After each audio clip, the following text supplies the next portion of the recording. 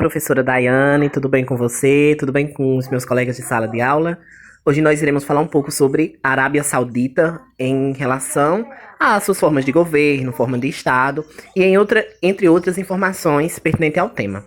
A minha equipe é formada por Emanuel Lopes Terto, eu, José Pereira, Vitória Paiani, e hoje nós iremos apresentar esse trabalho solicitado pela professora Daiane, na qual ministra a disciplina de Sociologia. Somos alunos do 4º ano vespertino do IFPB Campus Itaporanga.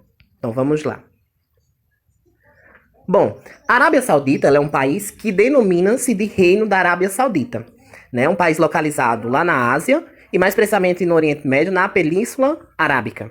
Na economia, ela vai se destacar pela alta produção de petróleo, desde que essa localidade ela abriga, né, um percentual muito grande desse minério em relação às outras porções do mundo.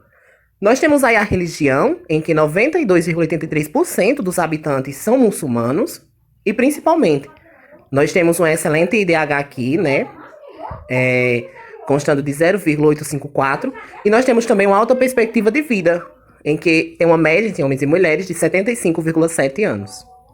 Aqui quem fala é Vitória Paiani, e eu irei falar agora sobre o sistema político da Arábia Saudita. Bom, esse reino da Arábia Saudita, ele é considerado teocrata, isto é, o sistema de governo se fundamenta na religião, motivo pelos quais os direitos fundamentais são reconhecidos pela Sharia, e não pela Constituição do país, que por sua vez sequer existe. A Sharia, ela é conceituada como um conjunto de regras e princípios que orientam a conduta da sociedade, contendo direitos e obrigações que são considerados de origem divina e que vai guiar esse país. Considerando a interpretação tradicional e restritiva das leis islâmicas, os direitos fundamentais da Arábia Saudita eles são substancialmente diversos dos existentes no Ocidente e, sobretudo, os previstos na legislação internacional. Nessa perspectiva, diversos diplomas internacionais foram aprovados na tentativa de se buscar uma sintonia entre os direitos da religião islã com o sistema geral de direitos humanos, mas sem perder de vista a particularidade cultural existente nos países muçulmanos, incluindo a Arábia Saudita.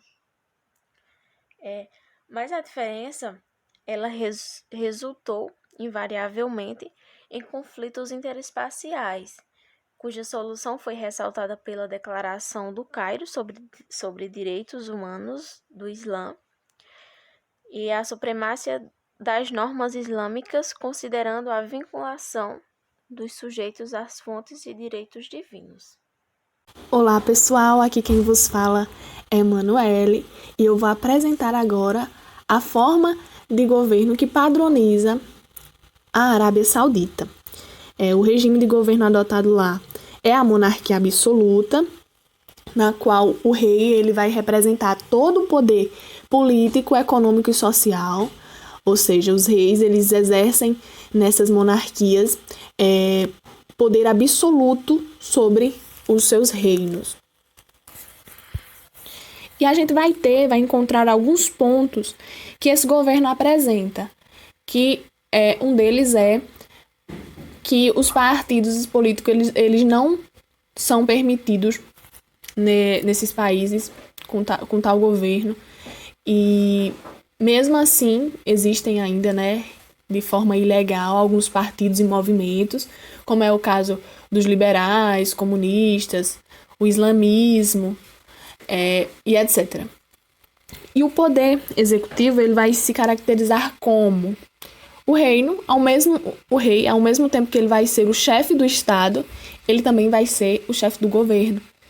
A monarquia ela é hereditária, isso significa que não há eleições, acontece apenas pela hereditariedade, o passado governo, o passado reino, e a gente tem também o Conselho de Ministros, que é o gabinete. Ele é nomeado pelo monarca e é constituído por vários membros da família real. Esse conselho ele vai executar ao mesmo tempo os poderes legislativos e executivos sujeitos à aprovação do rei. E a gente tem outra questão, que é que lá na Arábia Saudita não há legislatura eleita, ou seja, não há poder legislativo no âmbito nacional. Apesar de existirem as eleições municipais, não vai haver aí uma legislatura nacional. Outro ponto que a gente encontra é que é o Conselho Consultor, que foi nomeado em agosto de 1993 e conta com 120 membros e um presidente, nomeado pelo rei para um mandato de 4 anos. Esse conselho ele vai deter esses poderes de forma limitada e não vai afetar o processo de tomada de decisões ou as estruturas do poder de forma significativa, né? Porque ele ali tem seus poderes limitados. Como a gente sabe, a monarquia absoluta, ela se caracteriza exatamente pelo poder absoluto ao rei, né? Ele vai representar todos os poderes desse governo. E mais alguns pontos são que o reino da Arábia Saudita é teocrata, né? Só reforçando o que Vitória já havia dito. Os direitos são fundamentados e reconhecidos pela Sharia, e não por uma constituição, né? Que por sua vez sequer existe. Então são esses alguns pontos desse governo da Arábia Saudita. A forma física de governo da Arábia Saudita padroniza-se pelo Estado unitário, né? Nele, a gente vai ter apenas um único polo de poder atuando sobre todo o território nacional. Então, isso significa que há somente um centro produtor de normas aplicáveis sobre a população. E a gente sabe que a maioria dos países do mundo é formado por estados unitários, principalmente porque muitos deles não vão possuir uma vasta extensão territorial que justifica exatamente essa não necessidade de uma separação de poderes nas suas divisões internas. Então, por isso que é um estado unitário. E a Arábia Saudita tem também como sua forma física de governo o estado unitário. Então, dando continuidade, nós iremos agora compreender alguns outros pontos específicos sobre a forma de governo e a forma de Estado. Acredito que ficou bem explicado pelas minhas colegas de sala de aula, né? Mas a gente vai compreender alguns pontos mais a fundo. Como se dar as eleições na Arábia Saudita? O que é que acontece? Nós não temos eleições na Arábia Saudita pelo fato de que nós temos aí um sistema monárquico, ou seja, nós temos a presença de um rei que automaticamente ele é chefe de Estado, né, e rege todo o governo também. E o que é que acontece? Essa monarquia ela se dá de forma hereditária, ou seja, vai passando de família para família. Desde a sua história lá da Arábia Saudita, a Arábia Saudita tem a sua origem com uma família específica, a família Saud, e aí tem os seus sucessores no trono. Atualmente, elegido em 2015, nós temos o Salman bin, que é o atual rei e que já, né, nomeou um futuro rei para a Arábia Saudita. Então, a forma de eleição que a gente pode fazer essa analogia é essa forma de nomeação, no qual o rei nomeia um próximo rei.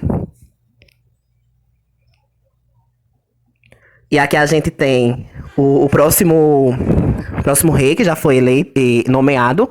Hoje ele é vice-primeiro-ministro, que é o Mohammed bin Salman. E aí a gente tem a questão da hereditariedade, como já foi falada. E aí, como se dar esse mandato? Será que tem um tempo pré-determinado, né, para que o rei ele mande, ele exerça o seu poder sobre aquele determinado povo na Arábia Saudita? Não. O mandato na Arábia Saudita ela não tem um tempo determinado, né? E principalmente, o que é que pode acontecer?